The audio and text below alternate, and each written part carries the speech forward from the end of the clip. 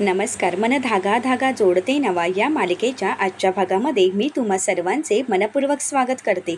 आजच्या भागामध्ये पाहायला मिळतं शलाका ही रुंदा काकूंना विचारते, अगं आई, तू काकांच्या चपला कुठून आणल्यास? तर रुंदा काकू म्हणतात, अगं त्या भाऊजींच्या चपल्याच नव्हत्या, तुझ्या बाबांच्या होत्या. मला आठवलं की भाऊजींनी स्वतःसाठी आणि बाबांसाठी सारख्याच चपला आणल्या होत्या, परंतु त्यांनी कधी वापरल्याच नव्हत्या. म्हणूनच मी तीच चपला घेऊन गेली आणि तिथे दाखवलीच आणि म्हणाले की ती भाऊजींची चपला आहेत. तर शलाका ही रुंदा काकूंना म्हणते, मग केदाररावांच्या ओरिजिनल चपला कुठे आहेत? तर रुंदा काकू रागानेच केदारजवळ पाहतात आणि म्हणू लागतात, केदाररावांच्या चपलांना, असं म्हणत त्या कपाट उघडतात आणि कपाटामधील केदारच्या चपला बाहेर काढतात. तर शलाका म्हणते, आई, ही चपला तू इथे ठेवली होतीस? रुंदा काकू म्हणतात, हो, कारण माझ्याजवळ दुसरा पर्यायच नाही गं शलाका. आता आपल्याला या चपलांची लवकरात लवकर विल्हेवाट लावावी लागेल, नाहीतर नक्कीच कोणाला तरी संशय येईल. आणि केदारराव, यापुढे तुम्ही असं जर काही केलात ना तर मी तुमचा नक्कीच जीव घेईन. तर शलाका म्हणते, आई, अगं तू कशाला, मीच त्याचा आता जीव घेणार आहे. असं म्हणत शलाकाही केदारला एक फटका मारते. तर केदार म्हणतो, काय करते असे? तर रुंदा काकू म्हणतात, गप्प बसा, गुन्हा केलाय ना मग आता सहनही करा. तर शलाका आणि रुंदा काकूंचं हे वागणं पाहून केदारला मात्र खूप राग येत असतो, मात्र केदार काहीच बोलू शकत नसतो. तर दुसरीकडे पाहायला मिळतं सार्थक आनंदीला म्हणू लागतो, काहीतरी घोळ आहे आनंदी, आणि कळत नाही नक्की काय घोळ आहे, कारण मला तरी माहीत आहे बाबा असं चप्पल पुरून ठेवणार नाहीत. आणि बघितलात ना, त्या चपलाला मातीचा लवलेशही नव्हता. तर आनंदी ही सार्थकला म्हणू लागते, अहो पण रुंदा काकू म्हणाल्यात ना की त्यांनी चप्पल धुवून स्वच्छ केलं होतं. तर सार्थक म्हणतो, हो, पण एखादा डाग किंवा रंग राहणारच ना, एवढ्या लगेच मातीतलं चप्पल स्वच्छ नाही होणार. आनंदी म्हणते, मलाही तसंच वाटतंय. सार्थक म्हणतो, काहीतरी लपून ठेवलं जात आहे, बाबांचा मारेकरी या घरातच आहे आणि आपल्याला या घरातच तो सापडणार आहे. आनंदी म्हणते, सर तुम्ही हे काय म्हणताय? सार्थक म्हणतो, हो, लवकरात लवकर आपल्याला ते समोर आणायला हवं आणि मी ते घेऊन येणारच पुराव्यासहित, कारण मला माहिती आहे बाबांचा मारेकरी याच घरात आहे. सार्थकला मात्र खात्री असते की ह्या सगळ्यामागे नक्कीच केदार असेल. तर आनंदीही विचार करू लागते.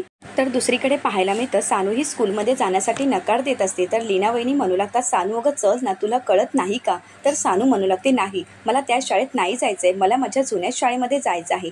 लीना वहिनी म्हणू लागतात, तुला नवीन शाळेत जायचं आहे कारण आपल्याकडे पैसे नाही आहेत, त्या शाळेची फीही जास्त आहे आणि तेवढी फी आपण नाही भरू शकत. तर सानू म्हणू लागते, पण माझे तिथे फ्रेंड्स आहेत आणि मला माझ्या फ्रेंड्सशिवाय नाही करमणार. तर लीना वहिनी म्हणू लागतात, अगं तुला नवीन फ्रेंड मिळतील. सानू म्हणते, नाही आई, मला नाही जायचं आहे त्या शाळेमध्ये. लीना वहिनी म्हणू लागतात, अगं सानू, मला प्लीज समजून घे. अगं तुझे टीचर सर्वांसमोर तुला विचारत राहतील की तू फी कधी भरणार आहेस, चालेल का गं तुला? तर मालतीताई म्हणतात, अगं लीना, तू हे काय करतेस? तू तिच्यावर का ओरडतेस? अगं तिला काय कळतं यातलं? लीना वहिनी म्हणतात, काय करू मी आई, तुम्हीच सांगा ना. मी हे सगळं काही मनापासून करते आहे का? माझ्याजवळ दुसरा पर्याय नाही आहे. असं म्हणत लीना वहिनी खूप रडत असतात. तर सानूलाही ह्या सगळ्या गोष्टीचं खूप वाईट वाटतं. सानू ही लीना वहिनींना मिठी मारत म्हणू लागते, आई, ज्या शाळेत तू मला टाकशील त्याच शाळेत मी जाईल, तू नको काळजी करूस. तर सानूचा हा समजूतदारपणा पाहून लीना वहिनींना भरून येतं आणि त्या म्हणू लागतात, शहाणं गं माझं बाळ. तर लीना वहिनींना मालतीताई म्हणतात, देव बघतो आहे सगळं काही नीट होईल, तू नको काळजी करूस. लीना वहिनी म्हणतात, काय माहीत तो देव कुठे लपून बसला आहे, निदान एव्हाना सगळं ठीक झालं असतं, त्याला जर दिसलं असतं तर, पण त्याला जर काहीच दिसत नाही तर आपण तरी काय करणार आहोत? लीना वहिनींची ती अवस्था पाहून मालतीताईंनाही वाईट वाटतं. तर दुसरीकडे पाहायला मिळतं सार्थक खोलीत कॅमेरा लावत आनंदीला म्हणू लागतो, आता आपल्या खोलीत कोण येतं हे कॅमेऱ्यामध्ये रेकॉर्ड होईल आणि त्यानंतर आपल्याला तो दिसेलच आणि त्याला पकडता येईल. मनोज दादांना सोडविण्यासाठी हा शेवटचा पर्याय आहे. तर आनंदी ही सार्थकला म्हणू लागते, सर पण तो कशाला इथे येईल आणि आला तरी त्याचं रेकॉर्डिंग काय करणार आपण आणि त्याचा काय फायदा होणार आहे? सार्थक हा आनंदीला म्हणतो, सांगतो, आता आपण एक नाटक करणार आहोत की ज्यामध्ये आपण सर्वांना असं भासवून द्यायचं आहे, असं सांगणार आहोत की आपल्याजवळ असा एक पुरावा मिळाला आहे की ज्यामुळे मनोज दादा सहज सुटतील आणि खऱ्या गुन्हेगाराला शिक्षा होणार आहे. आणि तो पुरावा आपण आपल्या कपाटामध्ये लपवून ठेवला आहे. ज्या दिवशी तारीख असेल त्याच दिवशी आपण तो पुरावा बाहेर काढणार आहोत. मला खात्री आहे, मी जर असं सर्वांसमोर सांगितलं तर तो पुरावा घेण्यासाठी केदार नक्कीच आपल्या रूममध्ये येण्याचा प्रयत्न करणार आणि तो पुरावा ताब्यात घेण्याचा प्रयत्न करणार. मग काही त्याची सुटका नाही. आनंदी ही सार्थकला म्हणू लागते, सर कशावरूनच केदार सरांनी हे सगळं काही केलं आहे? सार्थक म्हणतो, तोच तर प्रॉब्लेम आहे, आपण ठाम बोलू शकत नाही कारण आपल्याजवळ पुरावा नाही, मात्र संशय आहे आणि खात्रीही आहे की हे सगळं काही केदारनेच केलं आहे. आता केदार किंवा केदारचं कोणीतरी नक्कीच पुरावा घेण्यासाठी रूममध्ये येणार आणि तो पुरावा ताब्यात घेण्याचा नक्कीच प्रयत्न करणार आणि हे सगळं काही या कॅमेऱ्यामध्ये रेकॉर्ड होणार आहे. तर सार्थक हा आनंदीला म्हणू लागतो की आपल्याला हे नाटक आजच करायला हवं. आनंदी म्हणू लागते पण तो नाहीच आला तर आणि आपलं नाटक फसलं तर. सार्थक म्हणतो असं कसं होईल, तो नक्की येणार, कारण केदारच्या डोळ्यात मी भीती बघितली आहे आणि आतून तो पूर्णपणे हादरून गेला आहे. गुन्हेगार कायमच स्वतः पकडला जाण्याच्या भीतीतच असतो. शर्ट चपलाच्या बाबतीतही त्याने तेच केलं, पुरावा नष्ट करण्याचा प्रयत्न केला आणि या बाबतीतही ते तोच करणार आहे, पुरावा नष्ट करण्यासाठी रूममध्ये येणारच आहे. आनंदी म्हणू लागते असं झालं तर दादाची सुटका होईलच, पण बाबांच्या आत्मेलाही शांती मिळेल. तर सार्थक हा म्हणू लागतो बाबा, खऱ्या गुन्हेगाराला मी शिक्षा मिळवून देत नाही तोपर्यंत मी शांत बसणार नाही आणि हीच माझी तुमच्यासाठी श्रद्धांजली असेल. सार्थकला मात्र खूप वाईट वाटत असतं आणि सार्थक आणि आनंदी कॅमेरा लावून बाहेर निघून जातात. तर वृंदा काकू, शलाका आणि केदार नाश्ता करण्यासाठी बसलेले असतात, मात्र केदारचा कुठेच लक्ष नसतो. तर वृंदा काकू या केदारला म्हणू लागतात, केदारराव अहो तोंड पाडून का बसलाय, असं तोंड पाडू नका, असं केलं तर तुमच्यावर नक्कीच संशय येईल आणि अगोदरपासूनच सार्थक आणि आनंदी खारीसारखे तुमच्यावर नजर ठेवून आहेत आणि आधीपासूनच तुमच्यावर त्यांचा संशय आहे आणि जरा जरी त्यांना चाहूल लागली ना, असं वृंदा काकू काही बोलणारच तर तिथे भिंगरी आलेली असते. तर शलाकाही ओरडतच म्हणते, आई अगं तुझ्यासाठी पोहे देऊ का, तुझ्या ताटातले पोहे संपले आहेत. तर वृंदा काकू रागाने शलाकाजवळ पाहतात, तर शलाका नजरेनेच भिंगरी आल्याचं सांगते. तर त्यानंतर भिंगरी ही वृंदा काकूंना चहा देत म्हणते, हा घ्या तुमचा चहा. तर वृंदा काकू तो चहा पिऊन पाहतात तर तो चहा खूप गोड असतो. वृंदा काकू भिंगरीला रागानेच विचारतात, तू साखरेची बरणीच ओतलीयस का. तर भिंगरी मात्र खूप घाबरून गेलेली असते. तर शलाका म्हणू लागते, नाही आई, अगं मीच सांगितलं होतं, कारण मला गोड चहा हवा होता ना. वृंदा काकू म्हणतात, हो तुला गोड चहा हवा होता, पण मला कुठे चालतो गोड, मला साखर चालत नाही, माहिती आहे ना तुला. असं म्हणत त्या भिंगरीला म्हणतात, भिंगरी अगं साखर घालताना जरा तरी विचार करायचा आणि तुझं लक्ष कुठे होता, लोक काय बोलतात त्याचकडे तुझा लक्ष असतो का. तर भिंगरी घाबरतच म्हणते, नाही मी उद्यापासून तुम्हाला कमी साखरेचा चहा नक्कीच बनवून देईन. तर वृंदा काकू म्हणू लागतात, उद्यापासून नाही परवापासून. अगं उद्या तर तू माझं तोंड गोड कर, कारण उद्या काय होणार आहे माहिती आहे ना. तर केदार विचारतो, काय झालं, उद्या तुमचा बड्डे आहे का. तर वृंदा काकू म्हणतात, नाही माझा बड्डे वगैरे नाही, पण कोर्टाचं लास्ट तारीख आहे ना, मग मला खात्री आहे मनोजला शिक्षा होणारच आहे. आणि हे सगळं काही सार्थकने ऐकलेलं असतं. सार्थक म्हणू लागतो, नाही असं काही होणार नाही, कारण हा तुमचा गैरसमज आहे.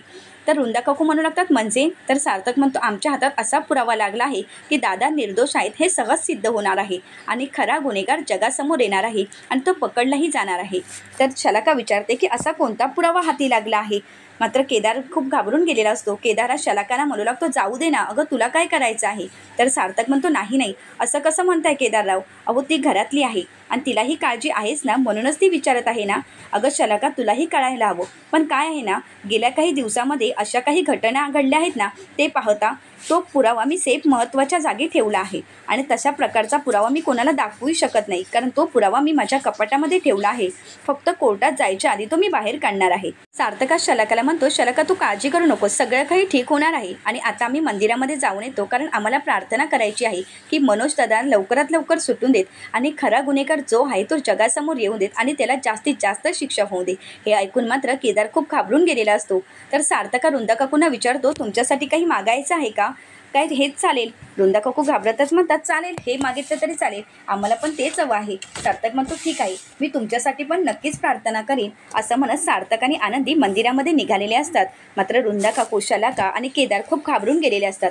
तर सार्थक आणि आनंदी बाहेर येऊन थांबतात आणि आनंदी ही सार्थकला विचारते, सर आपला हा प्लॅन सक्सेस होईल ना. सार्थक म्हणतो, अंधारात बाण तर मारला आहे, पण नक्कीच सक्सेस होईल असं तरी वाटतं आहे, कारण तो पुरावा बघायला आणि ताब्यात घेण्यासाठी नक्कीच कोणीतरी आपल्या रूममध्ये जाईल असा माझा ठाम विश्वास आहे, पण नक्की काय आहे ते मलाही कळत नाही.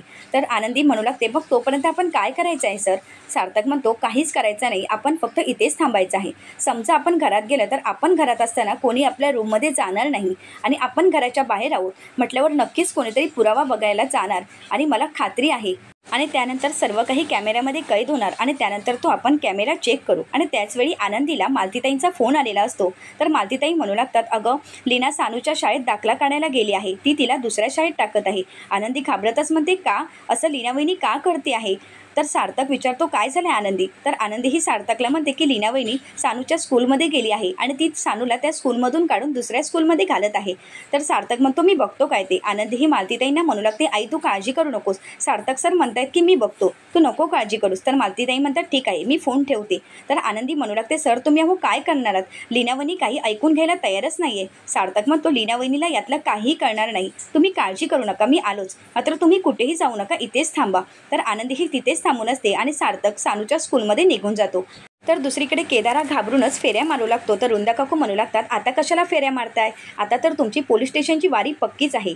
हे ऐकताच शलाका म्हणते, अगं आई तू हे काय बोलतेस, माझा नवरा आहे तो. वृंदा काकू म्हणतात, हो का, मग हे सगळं काही करायच्या अगोदर अक्कल नव्हती का यांना, आणि आता हे काय करून ठेवलंय तूच बघ. अगं कुठला पुरावा नक्की सार्थकच्या हाती लागलाय काय माहीत, आपल्याला तो कळणारही नाही. तर शलाका म्हणते, पण हे सगळं काही तो मुद्दाम तर करत नसेल ना, त्याचा आपल्यावर संशय तर नसेल ना. वृंदा काकू म्हणतात, मला काहीच कल्पना नाही. तर केदार म्हणू लागतो, नाही आता तर हे सगळं मी शोधून काढेनच. मला माहिती आहे या सगळ्यामध्ये मी फसलो आहे आणि मला कोणाचीच सोबत नाही आहे. आता जे करायचं आहे ते मलाच करावं लागणार. वृंदा काकू म्हणतात, आता तुम्ही काय करणार आहात. तर केदार म्हणू लागतो, तुम्ही आता एकच काम करा की सुधा काकूंना घेऊन बाहेर जा, मग जे काही करायचं ते मी करेन. असं म्हणत केदार तिथून रागानेच निघून जातो.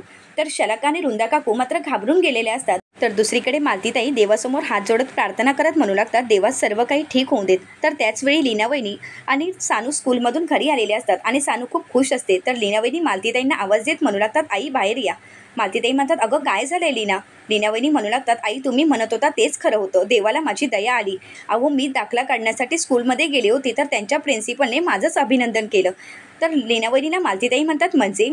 तर लीनावहिनी म्हणू लागतात, वर्गामध्ये ज्या मुलांची निवड झाली आहे त्या 5 मुलांमध्ये आपल्या सानूचं नाव आहे आणि पुढील 5 वर्ष सानूची फी भरायचीही आपल्याला गरज नाही. सानू त्या स्कूलमध्ये फी न भरता शिकू शकते कारण सानूला स्कूलमधून स्कॉलरशिप प्राप्त झाली आहे. पण आई खरंच माझं चुकलं, मी देवावर अविश्वास दाखवला, पण यापुढे असं होणार नाही. असं म्हणत लीनावहिनी देवाचे आभार मानण्यासाठी निघून जातात. तर मालतीताई म्हणू लागतात, अगं मला माहीत आहे इथे देवच नाही तर आपल्यासोबत देव माणूसही आहे आणि त्यामुळेच हे सगळं काही शक्य झालं आहे. असं म्हणत मालतीताई सार्थकचे आभार मानू लागतात. तर दुसरीकडे सार्थक हा सानूच्या स्कूलमध्येच असतो आणि प्रिन्सिपलला म्हणू लागतो, थँक्यू, तुमच्यामुळे हे सगळं काही शक्य झालं आहे. तर प्रिन्सिपल मॅडम म्हणू लागतात, अहो तुम्ही थँक्स कशाला म्हणताय, तुम्ही तर 5 वर्षाची फी एकत्र भरली आहे आणि शिक्षणासाठी, आणि तसंही सानू अतिशय हुशार आणि मेहनती मुलगी आहे, ती चांगली शिकेल आणि नक्कीच तुमचं नाव काढेल. सार्थक म्हणतो, हो आमची सानू हुशार आहेच आणि आमचं नाव ती नक्कीच काढेल, पण हे सगळं काही तुम्ही सानूच्या आईला कळायला देऊ नका. जसं जर झालं तर अगदी बरं होईल. प्रिन्सिपल मॅडम म्हणू लागतात, हो मी नक्कीच प्रयत्न करेन, आमच्याजवळून जेवढी मदत होईल तेवढी आम्ही नक्कीच करू. तर सार्थक म्हणू लागतो, आणि अजून एखाद्या मुलाला जर काही मदत हवी असेल तर हक्काने सांगा, कारण पैशामुळे कुठलंही मूल शिक्षणापासून वंचित राहायला नको एवढंच मला वाटतंय. असं म्हणत सार्थक तिथून निघून जातो. दुसरीकडे पाहायला मिळतं, केदार हा सार्थकच्या रूममध्ये पुरावा शोधण्यासाठी आलेला असतो आणि तो कपाटामध्ये काही पुरावा सापडतो का शोधू लागतो. तर त्यामध्ये एक छोटीशी पेटी ठेवलेली असते आणि त्या पेटीमध्ये एक चिठ्ठी असते आणि लिहिलेलं असतं, हा बॉक्स जो कोणी उघडेल तोच खरा गुन्हेगार असेल. तो मागे येऊन पाहतो तर आनंदी मोठ्यानेच म्हणते, तूच केलायस ना बाबांचा खून आणि तूच आहेस ना बाबांचा खरा मारेकरी. आता तर तुझी सुटका नाही, आता तर तुझा मी जीव घेणारच आहे आणि तुझी थेट रवानगी पोलीस स्टेशनलाच होणार आहे. तू आमच्या बाबांचा जीव घेतलास. असं म्हणत आनंदी आणि केदारमध्ये झटापटी होते आणि त्या झटापटीमध्येच आनंदी केदारचा मास्क काढून पाहते तर मात्र आनंदीच्या पायाखालची जमीनच सरकते. आनंदी मोठ्यानेच म्हणते, केदार सर तुम्ही. तर केदार स्वतःला वाचवण्याचा प्रयत्न करू लागतो. आनंदी ही केदारला थांबवण्याचा प्रयत्न करू लागते आणि म्हणू लागते, नाही आता तुमची सुटका नाही. मात्र मागून शलाका येते आणि आनंदीला जोरात मारते आणि त्यामुळे आनंदीच्या डोक्याला खूप मार लागलेला असतो आणि ती बेशुद्ध होते. तर शलाका ही केदारला म्हणू लागते, केदार तू इथे काय करतोयस, हा सगळा रचलेला एक ट्रॅप होता आणि ट्रॅपमध्ये तू अडकलायस. केदार तुला समजत नाही का, अरे अगोदरच त्यांचा आपल्यावर संशय होता आणि म्हणूनच हे सगळं काही सार्थकने केलं होतं. केदार म्हणतो, पण आता काय करू, आता तर काही पुरावा आपल्या हाती लागलाच नाही, आपल्याला इथून निघायला हवं. शलाका म्हणते, हो पण हिने जर सगळं सांगितलं तर. केदार म्हणतो, ती काहीच सांगू शकणार नाही, तिची अवस्था बघ. तर शलाका म्हणू लागते, ती बेशुद्ध आहे, मेली नाही आहे. तर केदार म्हणतो, आपण तिला स्टोअर रूममध्ये ठेवूया का. असं म्हणत ती दोघंही तिला स्टोअर रूममध्ये घेऊन येतात. तर पुढील भागामध्ये पाहायला मिळतं, आनंदी म्हणू लागते, प्लीज मला सोडा. शलाका आणि केदार म्हणतात, नाही आता तर तुझी सुटका नाही. आनंदी म्हणते, मला पकडून काही उपयोग होणार नाही, कारण तुम्ही जे काही केलं आहे ना ते सगळं काही कॅमेऱ्यामध्ये रेकॉर्ड झालं आहे, कारण त्या रूममध्ये कॅमेरा होता. हे ऐकताच शलाका आणि केदारच्या पायाखालची जमीनच सरकते. तर दुसरीकडे सार्थक घरी येतो आणि म्हणू लागतो, आनंदी कुठे आहेत, आनंदी घरी नाही आहेत. तर सुधाताई म्हणू लागतात, मी सांगू का, आनंदी तुला सोडून गेले आहे. सार्थक म्हणतो, शक्य नाही, आनंदी कुठल्या तरी संकटात आहेत आणि मी नक्कीच त्यांना शोधून काढणार आहे आणि सत्य जगासमोर येणारच आहे. तर सार्थक हा आनंदीला शोधण्यासाठी निघालेला असतो. तर सुधाताईंच्या हाती कॅमेरा लागलेला असतो आणि सुधाताई म्हणू लागतात, सत्य अशा प्रकारे समोर येईल याचा मी कधी विचारही केलेला नव्हता. तर आता सुधाताईंच्या समोर कोणतं सत्य आलं असेल हे पाहण्यासाठी चॅनलला नक्की सबस्क्राईब करा. व्हिडिओ आवडल्यास व्हिडिओला लाईक करा आणि व्हिडिओ पाहिल्याबद्दल तुम्हा सर्वांचेच मनपूर्वक धन्यवाद.